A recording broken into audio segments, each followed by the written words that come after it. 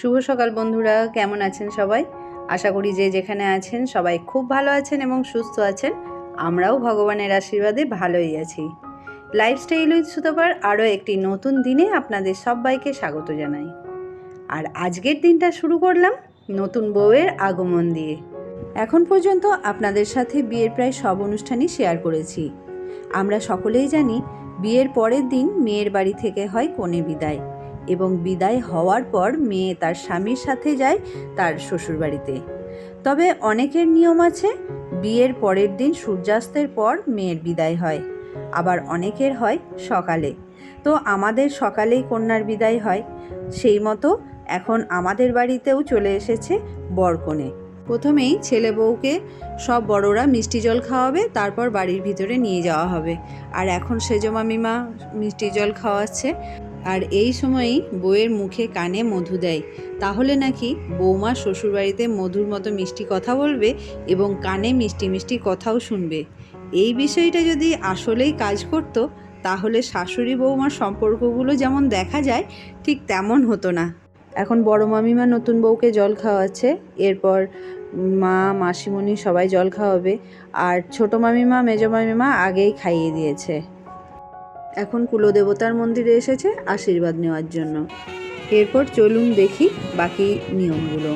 তবে মামার বাড়িতে একটা বেশ মজার নিয়ম আছে বউকে বাড়ির ভিতরে নিয়ে যাওয়ার জন্য। সেটা হলো ছেলে বউকে তার জামাইবাবুরা বাড়ির ভিতরে নিয়ে যাবে কোলে তুলে। এই যে বৌমা উঠে গেছে কোলে। তো চলুন দেখি বাকি কি অনুষ্ঠান কীরকম কি হচ্ছে না হচ্ছে।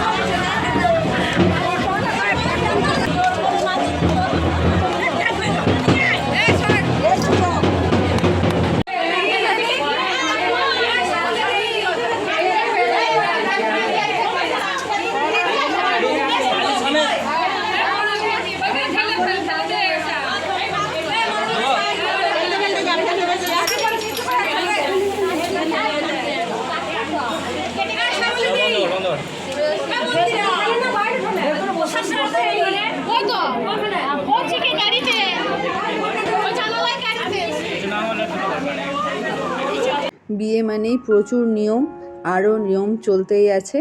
আর আমরা এখন যেহেতু ব্রেকফাস্ট করিনি, চলে এলাম ব্রেকফাস্ট করতে, কেননা অনেকটা বেলা হয়ে গেছে। আর আজ মঙ্গলবারের উপোস, জয় মঙ্গলচণ্ডীর পুজো, সেহেতু আমরা লুচি খাচ্ছি। আর বিয়ে বাড়ির মধ্যেও এখন কিছু উপায় নেই, পুজোটা তো মানতেই হবে। আর এই দেখুন, মামার বাড়ির পাশেই রয়েছে এই রকম একটা পোড়ো বাড়ি। আমি ছোটোবেলায় প্রায় 1 বছর দাদু দিদার কাছে ছিলাম। ছোটোবেলায় এই বাড়িটা দেখে ভীষণ ভয় পেতাম, বলতো ওখানে নাকি ভূত আছে, ভয়ে আমরা ওদিকে কেউ যেতামই না। আজ প্রচণ্ড গরম, তাই বিকেল হতে না হতেই সবাই চলে এসেছি গ্রামের এই রাস্তার এখানে। আর চারিদিকে ফাঁকা মাঠ, তো এত সুন্দর হাওয়া দিচ্ছে, কিন্তু এসে একটু বসতে না বসতেই এত জোর মেঘ করে এসছে কালো করে, আর চারিদিক পুরো অন্ধকার হয়ে গেছে। তো এখন সবাই আমরা ফিরেই যাচ্ছি। আর এই দেখুন কীরকম ঝড় উঠে গেল বাড়ি ফিরতে ফিরতেই। তবে একটু বৃষ্টি হলে মন্দ হয় না, চারিদিকটা একটু ঠান্ডা হবে তাহলে। বাপরে ধুলো রে,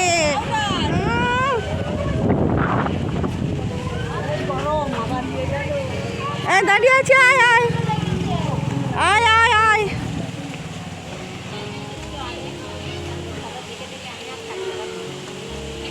যেরকম কালো করে মেঘ করে ঝড় উঠলো, ভাবলাম কত না বৃষ্টি হবে, বৃষ্টি হলে বেশ ভালোই হতো, কিন্তু কিছুই হলো না।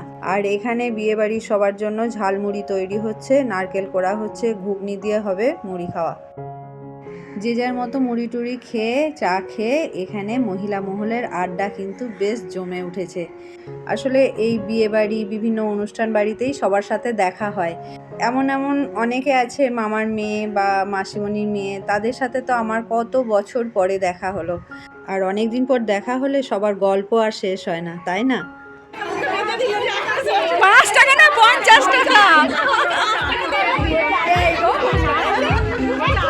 বাচ্চাগুলো ভারী ভালো নাচে জানেন তো, বাচ্চাগুলোকে বলা হলো নাচতে, তা ওরা নাচ দেখাচ্ছে, আমরা এনজয় করছি। চলুন দেখি কীরকম নাচছে ওরা।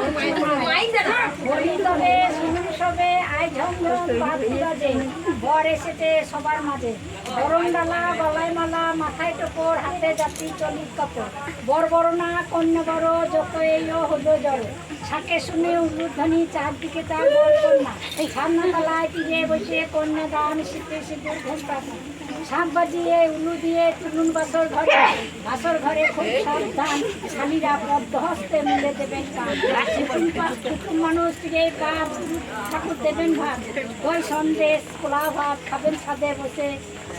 ইনি আমার সেজ মামিমার বৌদি, মানে আমাদেরও মামিমাই হন। তো ছাতনাতলায় নাপিত যে ছড়াগুলো বলে, সেই ছড়াটি আমাদের খুব সুন্দর শোনালেন। আর এরপর শুরু হলো আমাদের মেয়ে বউদের নাচ।